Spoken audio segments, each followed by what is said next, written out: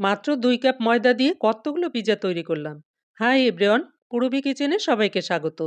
আজ আমি তৈরি করে দেখাবো মিনি পিৎজা বা ছোট পিৎজা। বাচ্চাদের টিফিনে, লাঞ্চ বক্সে অথবা চায়ের টেবিলে এভাবে তৈরি করে খেতে পারেন। ভীষণ মজার। আমি অনেক সহজ উপায়ে তৈরি করে দেখাবো, তাই ভিডিওটি সম্পূর্ণ দেখবেন এবং ভালো লাগলে চ্যানেলটিকে সাবস্ক্রাইব করে লাইক, শেয়ার, কমেন্ট করার অনুরোধ করছি। এই পিৎজাগুলি কিভাবে সংরক্ষণ করবেন, এছাড়া চুলায় এবং মাইক্রোওভেনে করলে কেমন হবে, সবকিছু এই ভিডিওতে দেখে দেব। তার জন্য চুলায় একটি কড়াই বসিয়ে তাতে 1 টেবিল চামচ সয়াবিন তেল দিয়ে গরম করে নিয়েছি। এর মধ্যে দিয়েছি 100 গ্রাম সলিড চিকেন। চিকেনটাকে ছোট ছোট টুকরো করে কেটে ধুয়ে পানি ঝরিয়ে নিয়েছি। এর মধ্যে দিয়েছি আধা চা চামচ লবণ। লবণটা দিয়ে নেড়েচেড়ে 2 মিনিটের মতো ভেজে নেব। চুলার আঁচটাকে মিডিয়াম টু লো ফ্লেমে রেখে রান্নাটা করে নিতে হবে।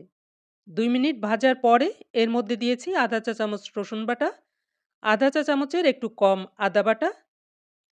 এগুলোকে মিশিয়ে নিয়ে কিছু সময় ভেজে নেব, পেঁয়াজ রসুনের কাঁচা গন্ধটা যাওয়া পর্যন্ত। এরপর মাংসটাকে সেদ্ধ হওয়ার জন্য দিয়েছি আধা কাপের মতো পানি। পানি দিবার পরে মিশিয়ে নিয়ে ঢেকে রান্না হতে দেব 2 থেকে 3 মিনিটের জন্য। 2-3 মিনিট পরে ঢাকনাটা তুলে নেড়েচেড়ে দিয়েছি। কিছুটা পানি থাকা অবস্থায় এর মধ্যে কয়েকটা শুকনো উপকরণ অ্যাড করতে হবে। প্রথমে দিয়েছি আধা চা চামচ তন্দুরি মশলা। আপনারা গরম মশলাও দিতে পারেন।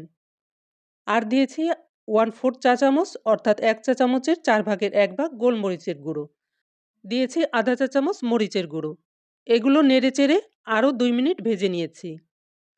মাংসটা যখন প্রায় হয়ে যাবে অর্থাৎ নামানোর আগে আধা চা চামচ অরিগানো দিয়ে মিশিয়ে নিতে হবে। এরপরে চুলার জালটাকে বন্ধ করে নামিয়ে নেব। এবার পিৎজার জন্য ময়দার খামির তৈরি করে নেব। তার জন্য একটি মিক্সিং বোলে নিয়েছি 2 কাপ ময়দা। এর মধ্যে দিয়েছি আধা চা চামচ করে 2 বারে 1 চা চামচ লবণ। দিয়েছি আধা চা চামচ করে 2 বারে 1 চা চামচ ইনস্ট্যান্ট ইস্ট, 2 টেবিল চামচ চিনি, চামচ লবণ, আধা চা চামচ ইস্ট এবং আমি শুকনো উপকরণগুলিকে মিশিয়ে নিয়েছি। এরপর ময়দার মাঝে ফাঁকা করে দিয়েছি একটি ডিম। ডিমটাকে ময়দার সঙ্গে মিশিয়ে নিয়েছি। এখন উষ্ণ গরম পানি দিয়ে মাখিয়ে নেব। তার জন্য নিয়েছি আধা কাপ উষ্ণ গরম পানি। এই পানিটা একবারে দেব না, অল্প অল্প করে পানি দিয়ে মাখিয়ে নেব। আমি আরও আধা কাপ পানি নিয়ে মাখিয়ে নিয়েছি। পানি দিয়ে মাখানোটা হয়ে গেছে। এতটুকু পানি রয়ে গেছে, তার মানে 2 কাপ ময়দা মাখাতে 1.25 কাপ পানি লেগেছে, আর সাথে একটি ডিম। এই সময় দেখবেন হাতে লেগে লেগে আসছে, তখন 1 টেবিল চামচ তেল দিয়ে মাখিয়ে নেব। এরপরে আরও 1 টেবিল চামচ তেল দিয়ে এভাবে মেখে নিয়েছি। মোট 2 টেবিল চামচ তেল দিয়ে মাখিয়ে নিলাম। এটাকে 1 ঘন্টার জন্য গরম জায়গাতে ঢেকে রাখতে হবে। 1 ঘন্টা পরে ডোটাকে নিয়ে নিলাম। দেখুন এখন ডোটাকে কয়েক সেকেন্ড মথে নিয়ে 2 ভাগে ভাগ করে নিয়েছি। এখান থেকে একটি ভাগ নিয়ে প্রথমে একটি রুটির মতো করে বেলে নিতে হবে।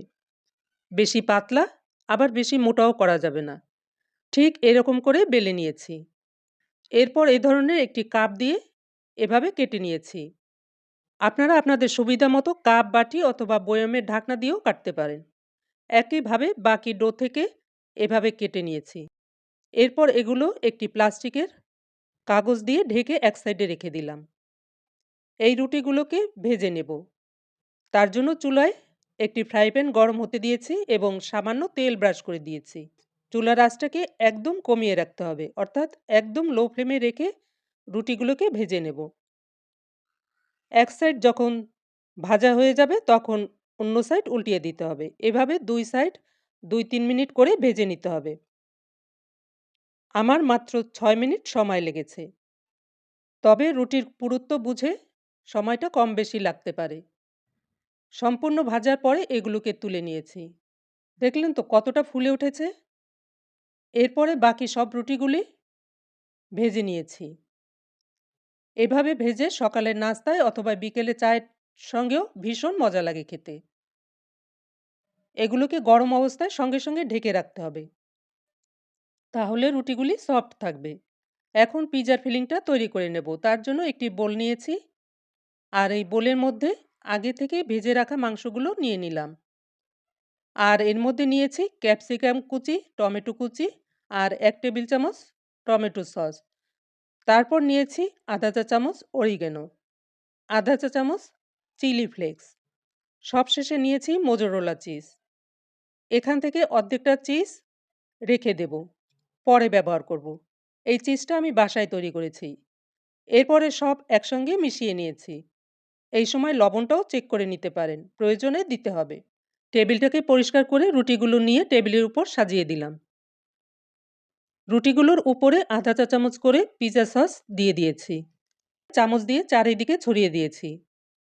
সসটা দিবার পরে মাখিয়ে রাখা মাংস, ক্যাপসিকাম, টমেটো এগুলোকে ১ টেবিল চামচ করে দিয়ে দিয়েছি। এভাবে বানিয়ে বাচ্চাদের টিফিনে অনায়াসে দিতে পারেন। বাইরের পিৎজা আর খেতে চাইবে না, এত্ত মজার। মাংসগুলো দিবার পরে বাকি যে মোজোরেলা চিজগুলি রেখেছিলাম সেগুলি এর উপরে দিয়ে দিয়েছি।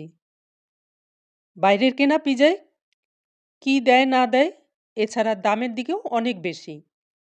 তাই বাসায় তৈরি করলে খরচও কম পড়বে এবং পুষ্টিগুণও বেশি থাকবে। মাত্র ২ কাপ ময়দায় ১৪ পিস পিৎজা তৈরি করে নিলাম। আপনারা আপনাদের পছন্দ মতো ছোট বড় করে তৈরি করে নিতে পারেন।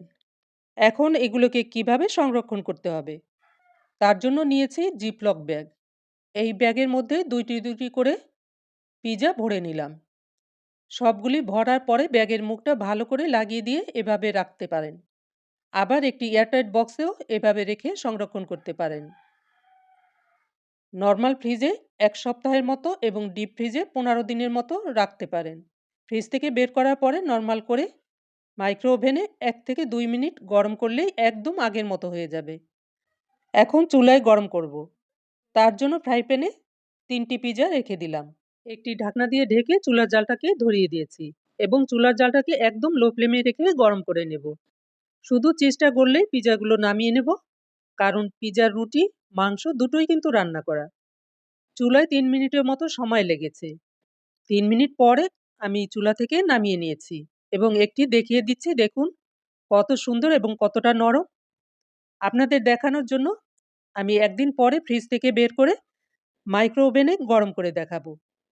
তার জন্য পিৎজাগুলি নর্মাল টেম্পারেচারে এনে ওভেন প্রুফ পাত্রে পিৎজাগুলি নিয়ে ১ মিনিট গরম করে নেব। ১ মিনিট পরে বেক করে ফিরে আসলাম।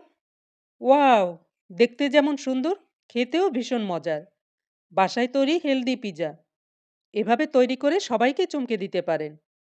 আমি তো এভাবে তৈরি করে ফ্রিজে রেখে দেই, বিকেলে চায়ের টেবিলে গরম গরম পরিবেশন করি।